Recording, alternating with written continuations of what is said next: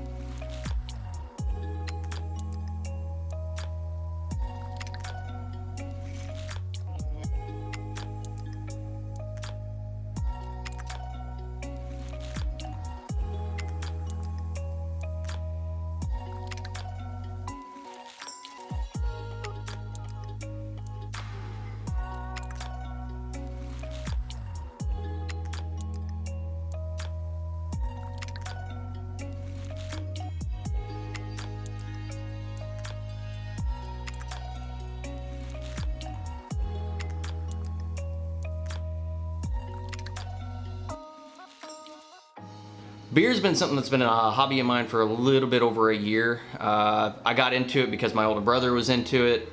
Making beer to me is kind of like that perfect marriage between science and art. I'm gonna try to keep it simple because you're gonna probably hear a lot of terms that are specific to the brewing industry that you're not gonna understand, or something that may be like something like science or chemistry related. But I'm gonna try my best to keep it as simple as possible. Or at least explain what some of those terms mean if I do use them, so bear with me. All right, first thing you're gonna need is water. Actually, the first thing I'm gonna need is some coffee. All right. So there's 4 things that are in beer. You're gonna need water, you're gonna need grain, you're gonna need hops, and you're gonna need yeast. All right, and that's it. There's other things you can add in there. You might be asking like, hey, how do they get like orange into it, or how do they make raspberry beers? Those are what they call adjuncts or additives. If that's something that you want to get into, you can look up, there's a whole world of different things that you can put inside your beers that are gonna give it different kinds of flavors, but we're just gonna stick with something real basic today. Today we're gonna do my favorite profile, which is just a straight up American pale ale. And just to let you guys know, there is a difference between an ale and a lager, and that is primarily the yeast. All right, quick history lesson for you guys. Difference between ales and lagers. Ales are old world. Ales have been around for a long time. It wasn't until recently, when they discovered the New World, that they found out about lager. And that's the difference between yeast. So if you're wanting to make a lager, you're gonna wanna pick up a lager yeast. There's a bunch of different kinds of yeasts out there, a bunch of different kinds of strains, and they all create different kinds of beer profiles. So if you're wondering how they make Hefeweizens or how they make some of these Belgian beers and stuff, that's something that you're gonna wanna dive into as far as like what type of yeast strain it is that you're looking for. Yeast is the most important ingredient in beer, all right? We just make the food, the yeast makes the beer. All right, first thing you're gonna want is you're gonna wanna add your water, and this is gonna be for your mash. So you're gonna want your mash temperature to probably be anywhere between 148 or 145 to 155. Let's just make it simple. So I'll typically heat my water up to about 175 degrees because I know my mash tun is probably gonna drop the temperature by about 5 degrees, which is gonna set me at about 170. I know that once I add my grain, I'm probably gonna be sitting at maybe minus 10 degrees on that, so that's gonna put me at about 160. My goal is to get it to about 155, so what I'll usually do is just have like some cold water standing by, and I'll just very, very lightly add some in and stir it up until I reach like, and let it equalize until I reach the temperature that I want. And then I'll go ahead and I'll start pouring grain. All right, I'm doing a 5-gallon batch, so I always like to start with about 4.5 gallons, and that's because the grain is gonna absorb a ton of this. You're gonna collect the rest of whatever you're gonna get out of the grain when it comes time to actually rinse it or do your sparge. Me personally, I do batch sparging. I'll show you how I do that. It's really simple. A lot of people will do different kinds of sparging methods and stuff, but I found for home brewing, it really didn't matter all that much. I mean, when it comes down to it, the different kinds of sparging methods that you're gonna use are all about like kind of just increasing efficiency. And that's something that I've never really had a problem with. I've got fairly decent gear, so it's not something that I concern myself with too much, and honestly, some of the sparging techniques are just more hassle than it's worth, in my opinion. All right, so you go ahead and you heat up your water, okay? You take your water, you're gonna dump it into your mash tun. okay? Don't add your grain first. It makes corrections that much more difficult. So go ahead and add your water, get your water to the right temperature, and then start feeding in your grain. Get it well mixed, put the lid on it, and then you're ready to start your timer. All right, you can mash for 60 minutes, you can mash for 75 minutes, you can mash for 90 minutes. It really kind of depends on what kind of grain it is you're using. Sometimes 6-row, you're gonna wanna do a little bit longer of a mash, but mostly probably what you're gonna be working with is 2-row. So I just do a 60-minute mash. Like I said, I keep things simple. I let it sit. Once it's ready, I go back and I get my first runs from it. When the first runs start coming out, you're gonna notice little pieces of grain, and that's normal. That's you're trying to establish a grain bed here. So you're gonna have a lot of little tiny pieces. It's gonna come out a little bit kind of cloudy. So basically what you're gonna end up doing is you're just gonna recirculate it. So you're gonna take that first runs and you're gonna try to disperse it lightly over the top so that you don't create a hole or disturb the grain bed. Myself, I use just the lid and just kind of let it trickle down on top of everything.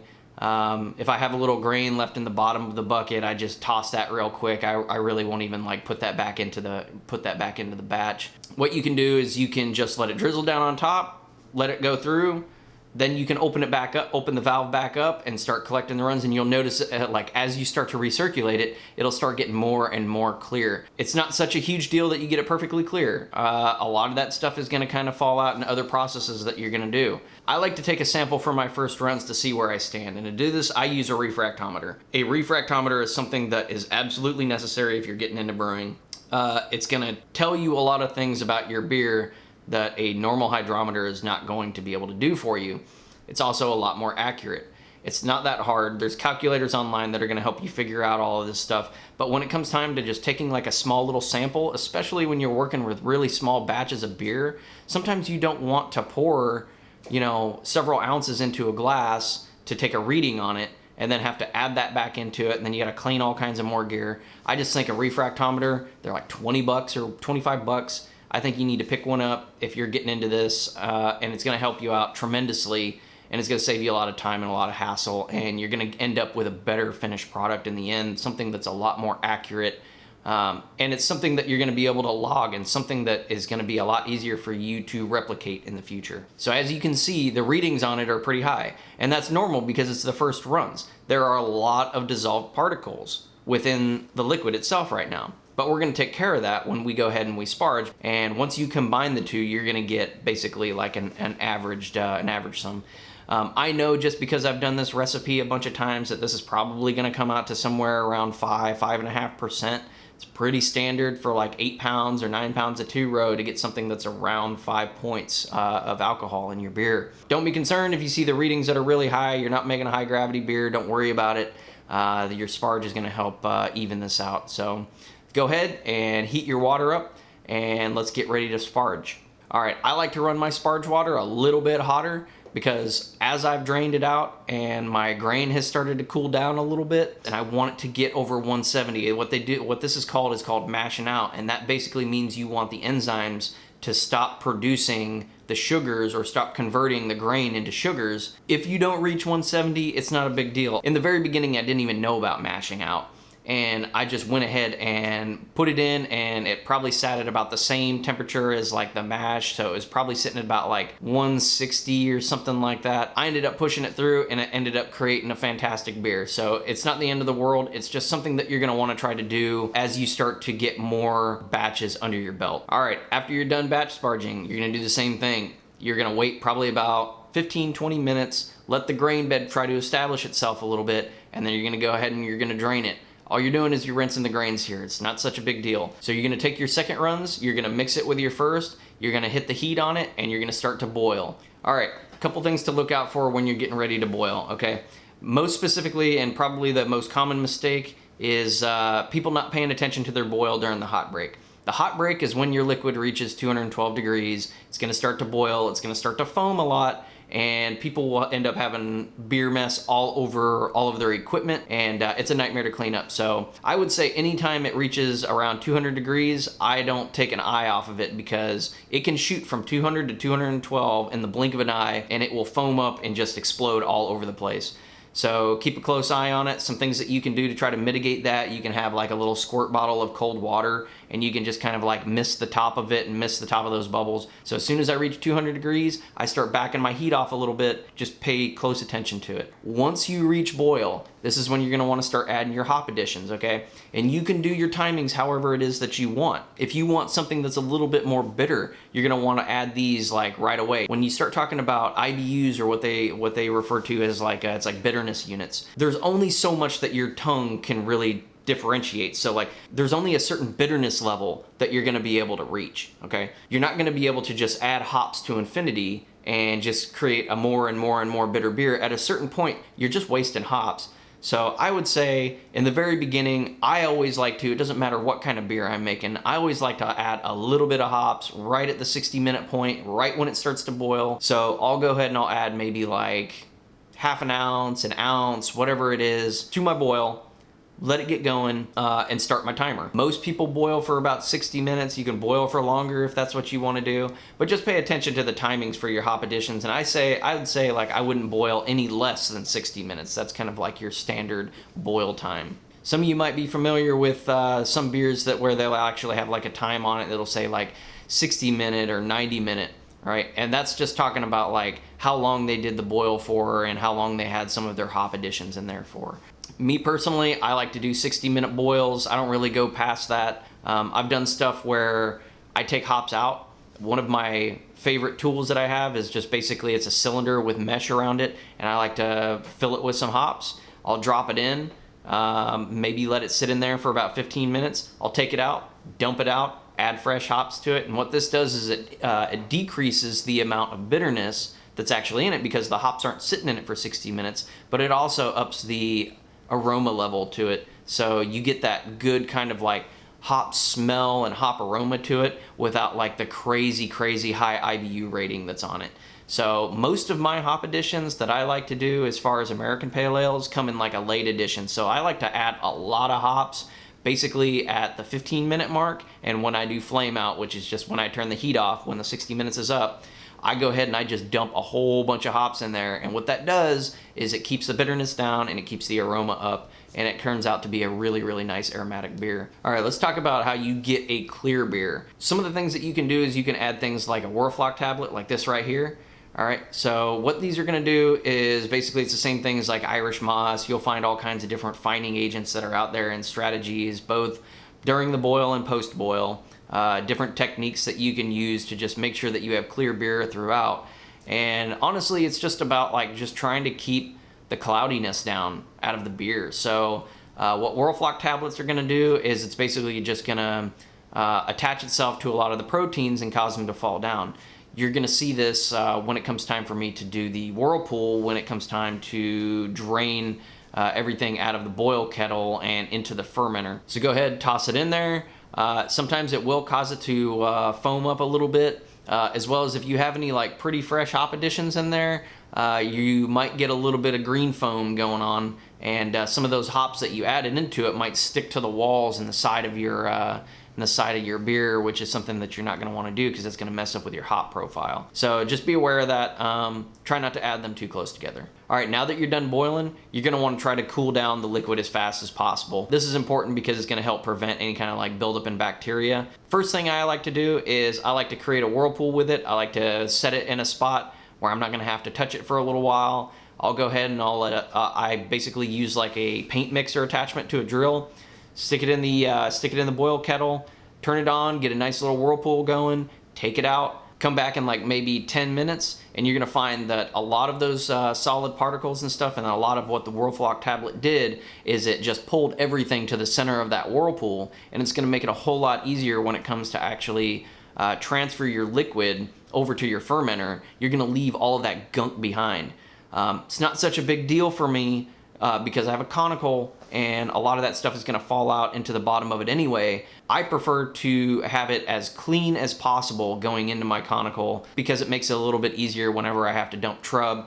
Trub is another industry term that you might hear. It's just basically the trash and all the particles and stuff, like all the hot particles and all the stuff that you didn't get when you did your whirlpool that fall out to the bottom. And I think they can add some nasty flavors to some beers. So I like to get that trub out as fast as possible. I like to minimize the amount that goes in the first place. But yeah, I would say probably within like the first few days, if you have a conical, to go ahead and dump your trub, because that stuff might create some sort of nasty little off flavors and stuff in your beer. If you don't have a conical, then you're just gonna have to try to minimize the amount of particles and particulates that you have like within your beer itself when it goes into the fermenter. Okay, now it comes time to chill your wort down. You want to do this as fast as possible because you want to try to prevent any kind of bacteria from growing within it. You know that when you're working with something that's really high sugar content and nice warm environments, that's a perfect environment for things like mold and bacteria to thrive in.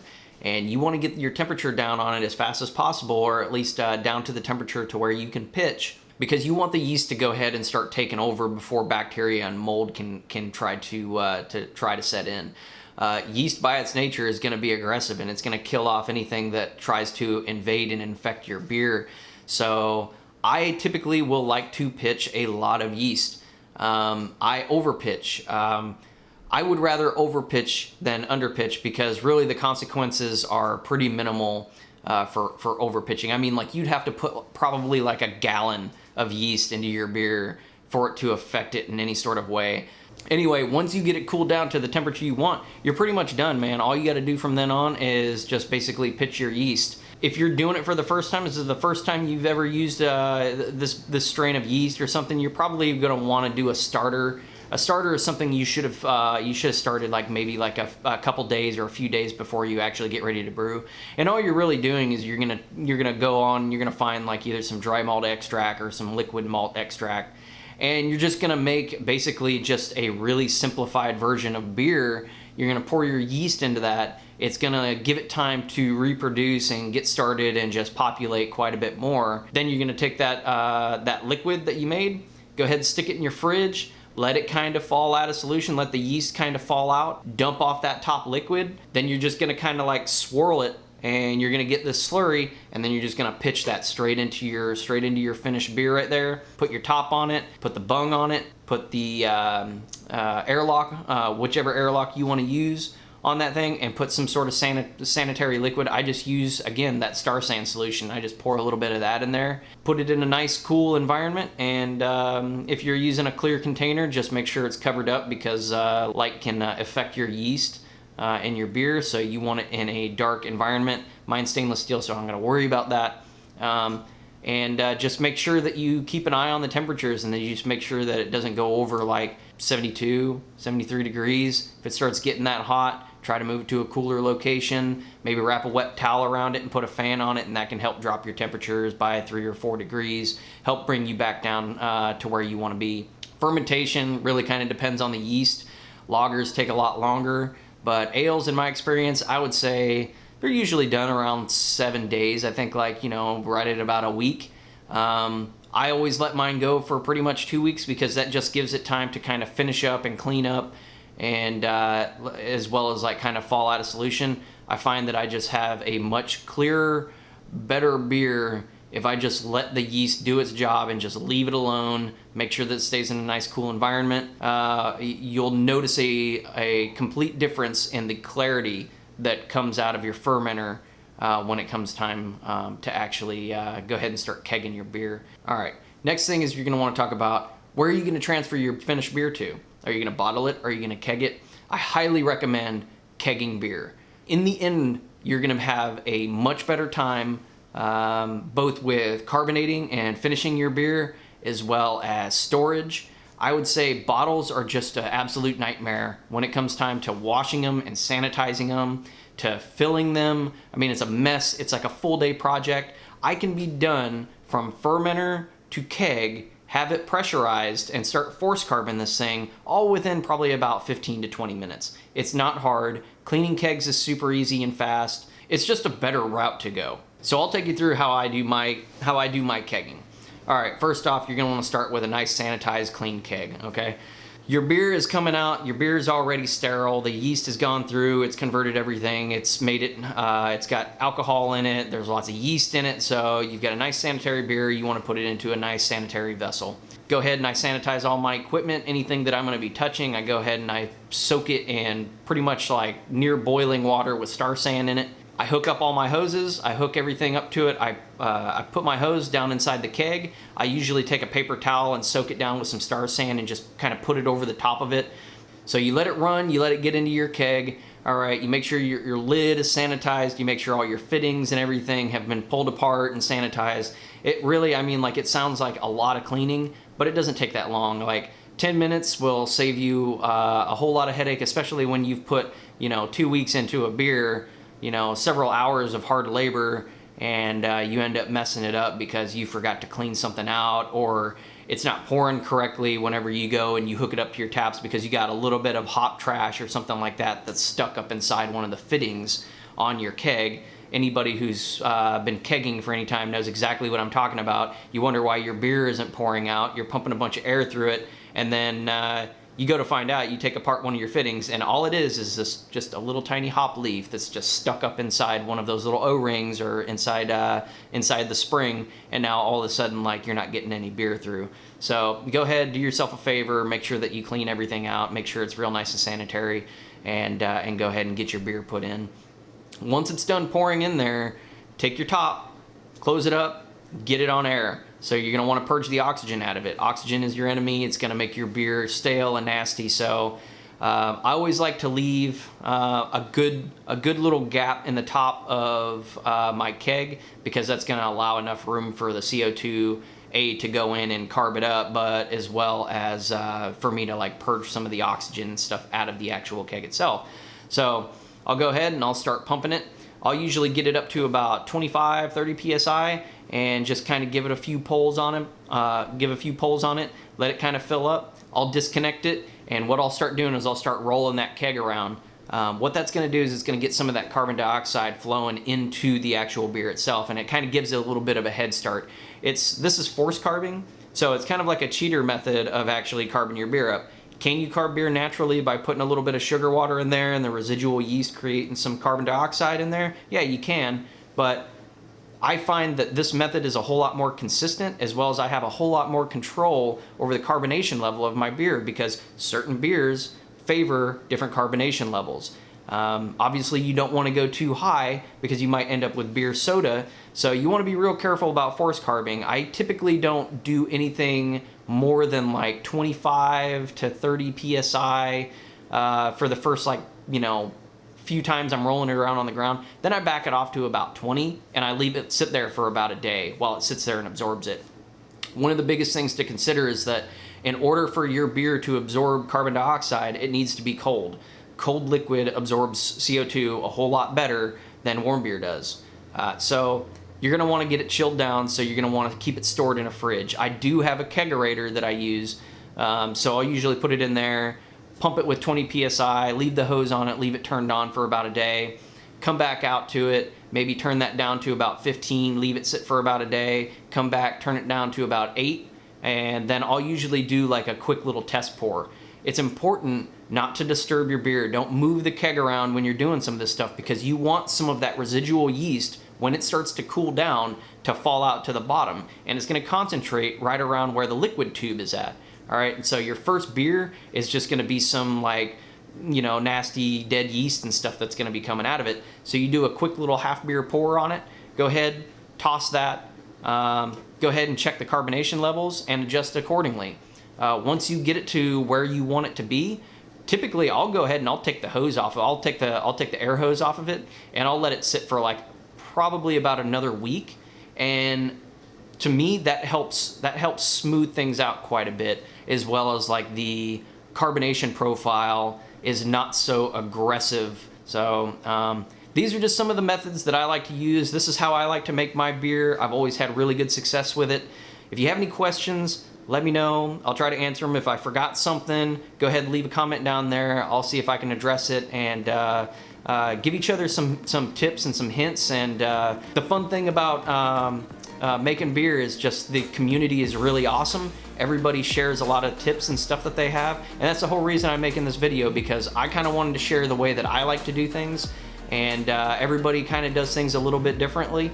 So let me know down in the comments if you like this video. Go ahead and give it a like, subscribe. I've got a lot more stuff coming, but I appreciate you guys tuning in, and y'all have a good one, and cheers.